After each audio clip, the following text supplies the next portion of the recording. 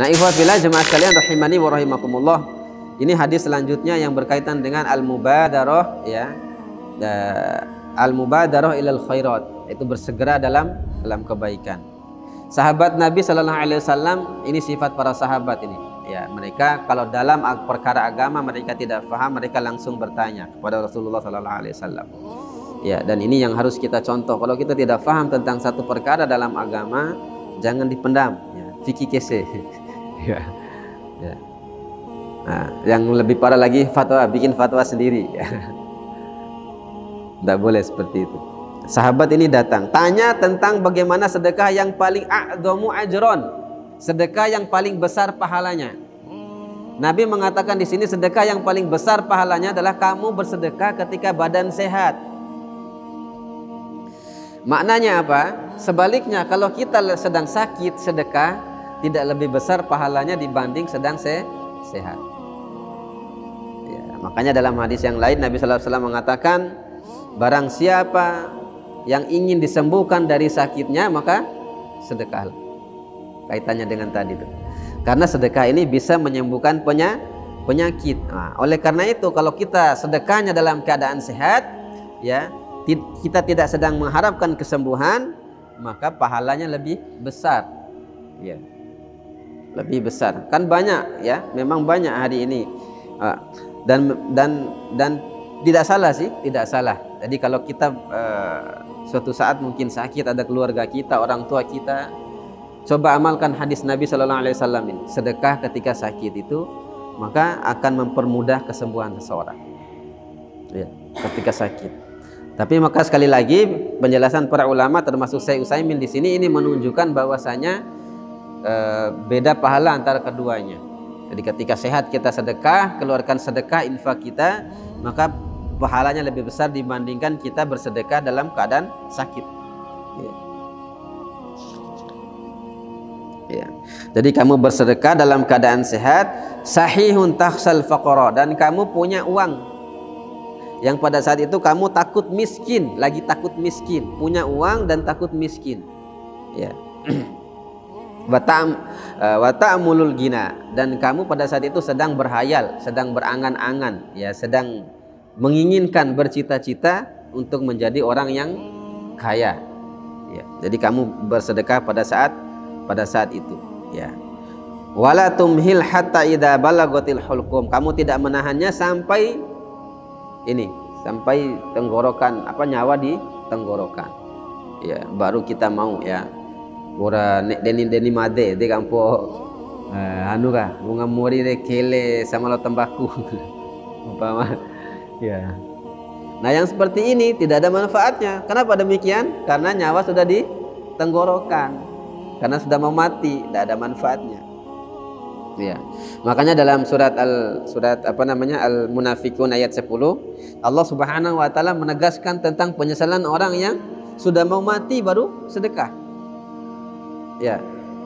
Allah mengatakan wa anfiqu mimma razaqnakum min qabli ay ya'tiya ahadakumul maut fayaqula rabbi laula akhartani ila ajalin qarib fa asaddaqa wa akum minas solihin. Ya. Ini penyesalan orang yang meninggal. Ya. Pelit di masa hidupnya, sudah mau meninggal baru sedekah. Makanya Allah ingatkan ini, wa anfiqu mimma razaqnakum, infakkanlah mimma. Makanya min di sini tidak disuruh semua sebetulnya, gampang. Min itu sebagian. Jadi banyak kata-kata dalam Al-Qur'an ini diawali kata min, nah itu menunjukkan sebagian. Wa anfiqu mimma razaqnakum, dan infakkanlah sebagian dari harta razaqnakum yang aku berikan kepada kalian. Ya. Infakkan harta itu yang aku berikan kepada kalian min qabli ayyatiya ahadakumul maut, sebelum kematian datang menjemput kalian. Ya. Sesuai dengan hadis tadi kan? Sesuai, cocok dengan hadis tadi. Ya. Nah, sebab apa kata Allah? Kalau sudah mati, ya, nih. Kalau sudah mati fayaqula rabbi laula akhartani ila ajalin qarib. Ya Allah, tundalah kematianku. Ya. Ini sudah mau mati sebentar lagi. Ya. Fa asaddaqa wa akum minas solihin. Ya Allah, tundalah kematianku sebentar saja katanya. agar dengan itu aku bisa bersedekah dan aku bisa termasuk orang yang soleh. Nah, dalam ayat ini menunjukkan orang yang soleh, salah satu sifat orang yang soleh itu adalah mereka dengan apa yang kelebihan ada di tangannya dia sedekahkan. Ya. Makanya sahabat bertanya, ya yas'alunaka madza yunfikun qulil afu. Para sahabat bertanya kepadamu, wahai Muhammad, apa yang harus kami yunfik, sedekahkan, yang kami infakkan?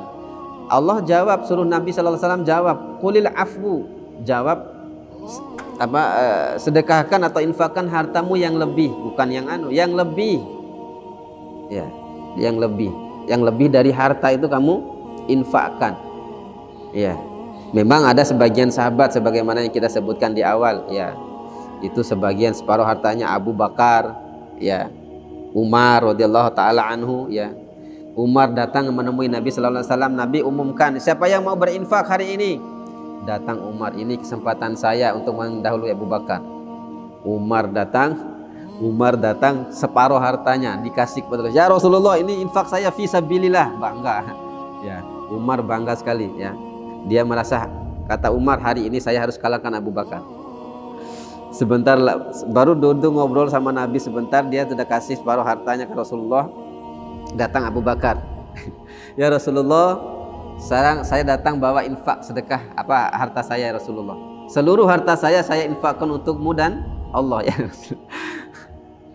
Apa yang kamu sisakan untuk anak dan istrimu, untuk keluargamu? Allah dan Rasulnya. Allahu Akbar. Ini sahabat, bukan jangan kita. Kalau kita kan nangis kalau pulang kan. Tebene MGE wali gaya antum. Ya. Bali tebar tua wali. Ya, sahabat beda. Sahabat mereka memang hidup melihat Nabi. Makanya kita seperti ini kalau sifat sedekah itu. Ya, sifat sedekah, ya. Dan sifat sedekah seperti ini yang bisa mendatangkan keikhlasan. Ya, biasanya. Jadi kalau kita sedekah, dan sedekah yang utama adalah dalam keadaan kita sehat, badan kita sehat, kita punya harta lebih, dan kita pada saat itu mau jadi orang kaya. Ya, mau jadi orang kaya. Kita infakkan harta pada saat itu, pahalanya lebih besar daripada sedekah-sedekah yang lainnya. Kata Nabi sallallahu alaihi wasallam. Ya.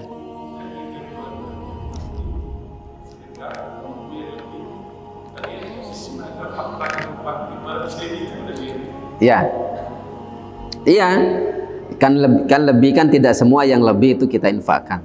Ya, jadi ada lebih itu ya, ada bagian juga untuk kita simpan, ada bagian untuk kita sedekahkan. Intinya kalau ada lebih jangan sampai tidak sedekah, ini intinya. Ya, bukan berarti ya, kita punya uang 1 juta lebih 100 kita infakkan semua, tidak. Kenapa?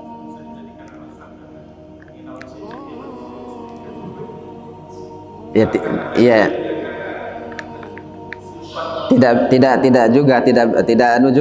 bisa juga kita lebih di sini maksudnya adalah apa yang mencukupi kebutuhan kita dengan keluarga, itulah yang lebih dimaksudkan di situ.